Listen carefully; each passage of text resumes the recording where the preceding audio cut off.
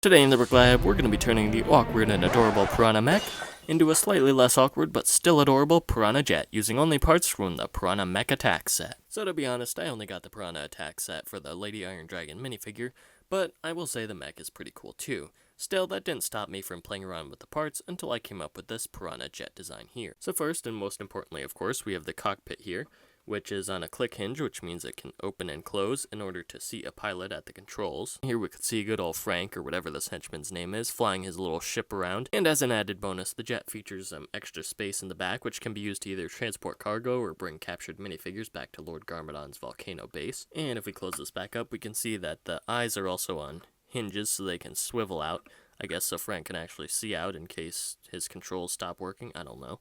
Then here we also have some guns to the side, and we also have the propellers here.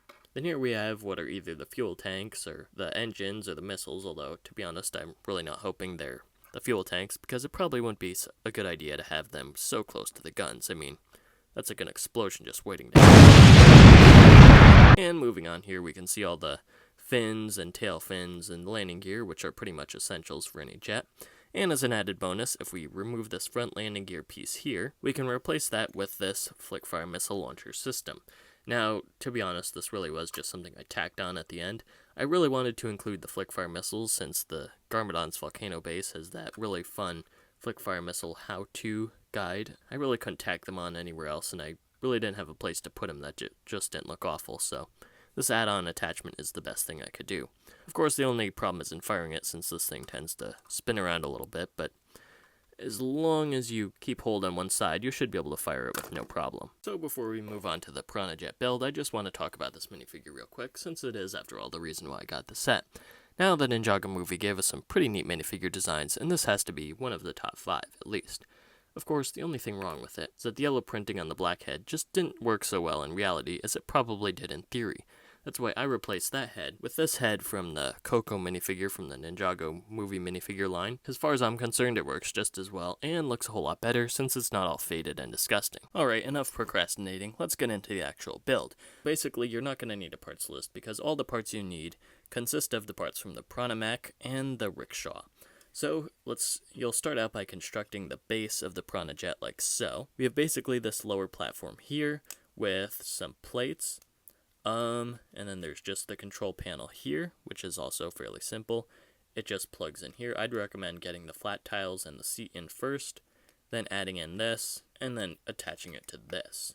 And basically what these flat tiles do is give some added stability and make the jet a little bit more secure. So the walls are also very easy to construct. As you can see here, it's pretty much just a bracket, a trans-clear 1x2 brick, and then a 1x3 plate, one of these bricks with a plus hole. That sounded wrong, but it shouldn't have. Then this 1x3 plate, and this cheese slope on top. Then we simply add in the engine from the Piranha Mech set, along with one of these 2x2 round tiles with a stud on top. And then we just plug that into the wall here. Then we'll just put that in. We'll make another exactly like it, but going the opposite way for the other side, and also put that in. And as you can see here, there are some gaps in the wall of the jet. I'm not really fond of those, but in the end they do kind of get covered up, and they're not as bad as they look now. So then we're going to add in these two 1x2 vents here, or vent slope thingies, I don't know what the actual term is, and we're just going to plug them in. Now they do have only a one stud connection, but they actually stay in place fairly well. So let's move on to the roof, which is also pretty easy. We're just going to use one of the roof piece here, obviously, with this dark bluish gray 2x4 plate, and then some of these weird plates here. They're light bluish gray, and they're like regular plates, but they have this extra connection point here. And then we're going to add in the tail fins, which are simply dark bluish gray 2x4 plates with a clear slider underneath, this angled 1x4, is it 2x4? Something, wing plate, and then tiles locking them together. And then we simply plug them into the roof here. Do another one in mirror image. I can't find mine at the moment. There it is. Put it on the other side and lock them down with this tail fin here. And then we just put that onto the top of the jet. And the roof of the jet is done. Now let's move on to the cockpit. So to make the cockpit, we start with this assembly here. It's basically the click hinge pieces on one of the dark bluish gray 2x4 plates, And then we'll just add in the slopes like this, and we'll do them on the other side too. And then we'll add in this slope piece here. I don't know exactly what it's called. And then plug in this assembly underneath. And if you need time to look at it, it's basically just 2x3 plates with these 1x2 slopes and this grabber here, grabber clip, 1x2 clip, I don't know, and a slider plate underneath. Then we just put that here and attach that onto the roof of the jet. And there's our basic cockpit design. Now let's move on to the most interesting part, the eyes. So fun fact, the eyes were actually the hardest part of the build to design. I'd originally tried attaching them using brackets, but because of the way this lower slope hull thingy juts out, it was actually kind of difficult attaching them, and they didn't really want to attach in at all.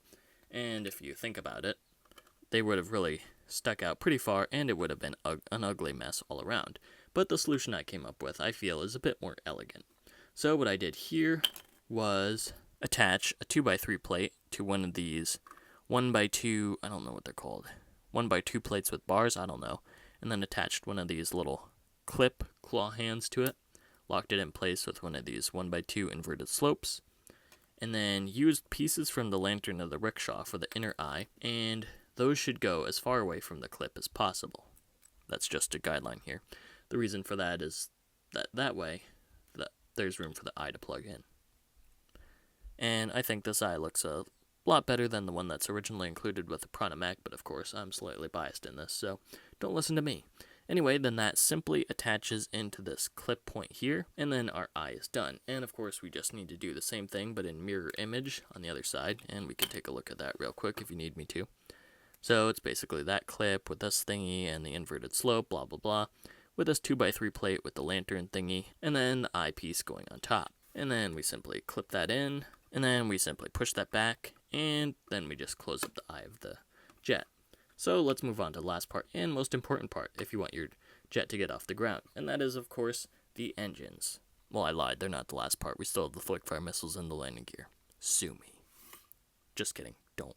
So the engines, or the jets, or the propellers, or whatever, are actually probably one of the easiest parts of the whole build. So we're just going to make this Technic assembly here. We're going to take this tiny little Technic connector piece, plug it in. Then we're going to take this little Technic half pin, plus a yellow stud here, and a gray cone, and then just plug that in, and there's our machine gun design. This whole thing would have been a whole lot easier if the set had just included some Technic gray pin thingies. But unfortunately it didn't. All that we have to work with are these Technic half pins here. And if you plug it into the wheel / engine here, and then try to plug it in, you can see it doesn't really stay in very well. So the solution to that is, of course, is to stick this stud with a hole right here, and to jam this harpoon / dart piece all the way down until it clicks in with that stud with a hole. And you don't want it to go down all the way, because then the engines don't spin very well. If you leave a slight gap between the top of the dart and the top of the wheel, then your wheel / engine / whatever you want to call it should spin pretty well. And then we're just going to take it and plug it into that Technic little 1x2 with the Technic Plus hole there. Still sounds wrong. And there we go. One engine's done. To make the other, we just have to do the exact same thing in mirror image, which should look a little something like this. And if you need me to go over the whole engine thing again, just rewind the video about 10 seconds. Or 15, if I've been blabbering. Anyway, then we'll just plug this in, and there we go. The engines are done. All we need are the landing gear and the flick-fire missiles. So, let's get on with the show. Alright, so the landing gear, well, let's start with the easiest one, and that is basically a slider plate with two 1x2 plates. There's this hole that goes all the way through the hole here, then there's another one here and another one here. We want to find the middle one, and just plug that over top. Why? I don't know, because it looks best there. So to make the second landing gear thing, that one's a little bit more difficult, but not too challenging. Alright, so to do that, we're just going to take this little slider plate here, add on a 1x2 plate, plug in this weird gray plate, then we're going to take this yellow 1x4 plate, put that on the bottom, and then make this assembly, which is basically this wing thingy with an inverted slope, and we're going to put that on top of the 1x4 plate, and then do the same thing with the other fin, put that on that little inverted slope thingy there, and put that on top. Then we're going to flip over the jet, and we're going to place this whole assembly, oh, it's hard to see, on the gap between these two whole pieces here. And The reason for this is so that your jet doesn't come apart in midair, which no one would want, not you, not Garmadon, especially not the person flying the jet. Alright, and there should be about a 1 stud gap between the 2 landing gear part things here. So for the flick-fire missiles, those look complex, but they're actually pretty easy. It's basically this Technic 1x3 beam here. The set, I believe, has 2, along with this Technic pin and this black connector piece here. And we just put those 2 together, then push it into that Technic beam there, and then there we go. Now, to create a little gap between this apparatus and the bottom of the jet, what we do is just place this, this 2x2 round tile with a hole here, so that way it doesn't push up against the top of the jet and your flick fires don't snap off. Alright, then to attach the flick fire missile thingy, we're just going to pop off this first landing gear piece, find the aforementioned second hole here, plug it in, and then your flick fire missile device thingy is complete. Anyway, that about wraps it up for this build. If you enjoyed it, please feel free to like, comment, share, subscribe, and do all that other good stuff. And if you want to see more stuffs, feel free to check out my other build videos, mock videos, and all what have you. I do some custom minifigures too occasionally.